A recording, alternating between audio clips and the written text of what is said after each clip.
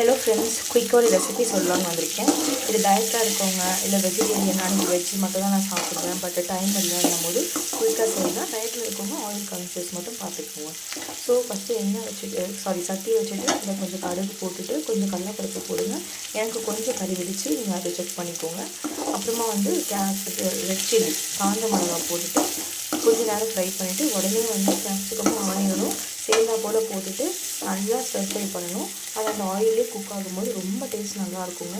இது ரோட்டி, சப்பாத்தி ரொம்ப சூப்பராக இருக்கும். தோசைக்கு நல்லா இருக்காது, ரைஸோடு சாப்பிடும்போது நல்லாயிருக்கும். இதே ரைஸ் போட்டு கூட லஞ்ச் பாக்ஸ் கூட நம்ம ப்ரிப்பேர் பண்ணலாம் பெரியவங்களாக இருக்கும் போது. இல்லைன்னா கர்ட் ரைஸ் கூட வச்சு சாப்பிட்லாங்க, ரொம்ப நல்லாயிருக்கும். மஞ்சள் கொஞ்சம் போடணும்.